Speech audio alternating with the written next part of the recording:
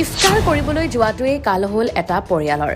ৰমজান মাহৰ 11তম দিনত এটা পৰিয়ালত পলকতে নামি আহিল কান্দোনৰ ৰোল। ঘৰৰ পৰা সকলোৱে গ'ল ইফতাৰ কৰিবলৈ, কিন্তু চোৰে খন্তেকতে সকলো লুটি ল'লে। প্ৰায় 15 লাখ টকাৰ সোণৰ অলংকাৰ আৰু টকা লুটিলে চোৰে। কাৰ ছত্ৰছায়াত বৰপেটাৰ কচুমাৰাত ঘনাই ঘনাই হৈ আছে চুৰিকাণ্ড। পৰিয়ালটোক ন্যায় দিব পাৰিবনে প্ৰশাসন তথা বিভাগীয় কৰ্তৃপক্ষই? বৰপেটা কচুমাৰত চুৰিকাণ্ড।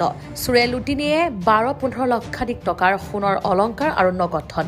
ঘৰত কোনো নথকাৰ সুযোগ লৈ ৰবিবাৰে সন্ধিয়া সময়ত চোৰে সংঘটিত কৰে এই ঘটনা। কাছুমাৰা বজাৰ কলনীৰ আব্দুল কৰিম আহমেদৰ ঘৰত সংঘটিত হয় এই চুৰিকাণ্ডৰ ঘটনা।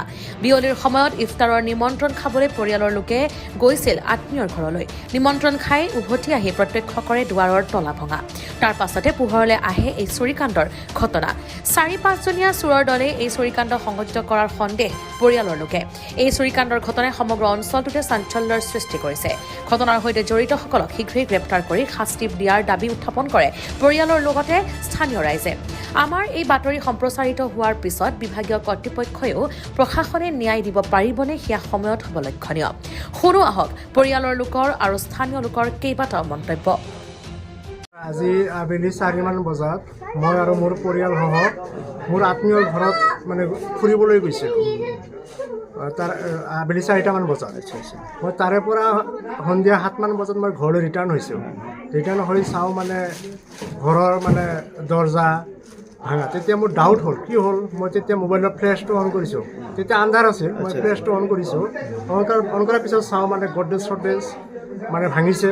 ইফালে মোৰ মানে বাইকৰ ৰুম আছিল, তাতেও মানে কিছুমান বস্তু আছিল, সেইবিলাকো মানে লণ্ড বন্ধ কৰিছে। প্ৰত্যেকটা ৰুমতেও সোমাইছে। মই মানে বস্তু বাহিনীবিলাক লৈছে আৰু কিছুমান লণ্ড বন্ধ কৰিছে।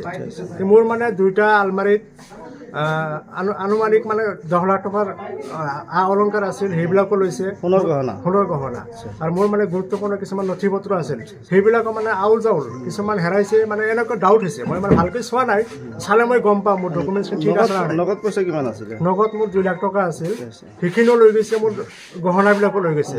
তে গোটেই মিলি মোৰ আনুমানিক 12-15 লাখ টকা মোৰ মানে ডাউট। আৰু এই যে যিটো ঘটনা হৈছে, এইটো আচলতে চোৰে চুৰি কৰিছে না ডকাইতি কাণ্ড? মোৰ সন্দেহ ইয়াতে মানে এটা দল মানে জড়িত হৈ আছে। কমচে কম 4-5জন মান এটা দল আছে। দলে মানে এইবিলাক ডকাইতৰ দল। আপোনালোকে কাছুমাৰা আৰক্ষী থানাক অৱগত কৰিছে? হয়, মই মানে পুলিচ প্ৰশাসনক অৱগত কৰিছোঁ। তেখেতসকলে ইনভেষ্টিগেশ্যন কৰি আছে। আমি আশা কৰিছোঁ তেখেতসকলে এটা ইনভেষ্টিগেশ্যন কৰি যাতে মই এটা ন্যায় পাওঁ, তাৰ আশা কৰিছোঁ। এই ঘৰখনৰ মালিক কোন? মোৰ দেউতা আব্দুল কৰিম আহমেদ। কাছুমাৰা বজাৰ কলনীৰ হয়? হয়, কাছুমাৰা বজাৰ কলনী। এটা মৰ্মান্তিক ঘটনা, কাৰণ আমাৰ অঞ্চলত এনেকুৱা ঘটনা বহুতো হৈ আছে, কিন্তু মানে আমি উচিত তদন্ত আমি আজিলৈকে পোৱা নাই। এইটো ঘৰত আজি 4টামান সোণৰ গহনা, মালা, তাৰপিছত আপোনাৰ কাণৰ দুল, তাৰপিছত কিছুমান নথি পত্ৰ লৈ গৈছে বুলি আমি ইতিমধ্যে আহি চাইছোঁ। যি অৱস্থা মানে ঘৰখনৰ, মানে তেখেতসকলে কোনোবা এটা আলহী ঘৰত গৈছিল আলহী খাবলৈ, মানে তেখেতসকলে ৰিটাৰ্ণ আহি চাই এনেকুৱা অৱস্থা। তেতিয়া আমাক ফোন গ'লে, আমাৰ মোবাইলত ফোন গ'লে, ফোন যোৱাৰ লগে লগে আমি দৌৰি আহিলোঁ। দৌৰি আহি যি অৱস্থা চালোঁ, অৱস্থা চাই এনেকুৱা তাৰমানে ভিতৰত মানে এনেকুৱা অনুভৱ হৈ আছে, এইটো কেৱল চোৰে নহয়, এইটো ডকাইতি কাণ্ড হৈছে। কাৰণ 4-5জন নহয়, 6-7জন মানুহ ইয়াতে জড়িত হ'ব লাগে। আৰু এই প্লেনিংটো আজি নহয়, এই প্লেনিংটো বহুত দিনৰ পৰা হ'ব আমাৰ সন্দেহ হৈছে। আৰু আপোনাৰ জৰিয়তে মই অসমৰ মাননীয় মুখ্যমন্ত্ৰী তথা আমাৰ বৰপেটা জিলা আৰক্ষী মহোদয়ক তথা আমাৰ কাছুমাৰা আৰক্ষী থানাৰ ভাৰপ্ৰাপ্ত মহোদয় বিষয়ক আমি আহ্বান জনাব, অনুৰোধ জনাওঁ, আপুনি অতি সোনকালে এইটোৰ এটা উচিত তদন্ত কৰি এই ডকাইতিকেইজনক আপুনি অতি সোনকালে কৰেক্ট কৰিব লাগে। নহ'লে আমি এইলৈ আমি গণতান্ত্ৰিকভাৱে আমি নহ'লে আন্দোলন কৰিম। কাৰণ এনেকুৱা এটা পৰিয়ালত, যিটো পৰিয়ালত আজি এনেকুৱা দুৰ্ঘটনা হৈছে, এইটো দুৰ্ঘটনা যাতে কোনো পৰিয়ালত নহয়, এইটো আমি দাবী জনাইছোঁ। আৰু এই পৰিয়ালটো যিজন মানে এই ঘৰৰ এজন ল'ৰা আছে, শহীদুল ইছলাম নাম, তেখেতে বিজনেছ কৰি আছে। তেখেতৰ বিজনেছৰ খাতিৰত তেখেতৰ ঘৰত পইচা পাতি ৰাখে।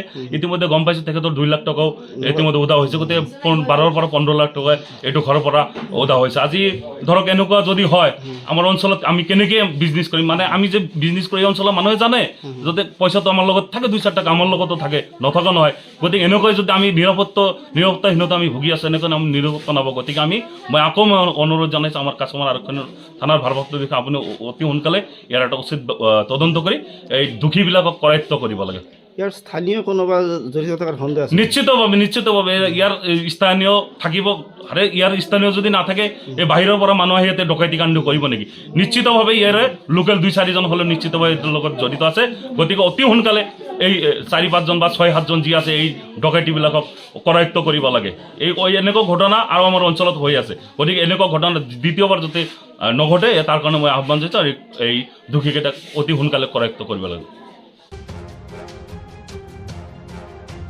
News desk report N8 Assam.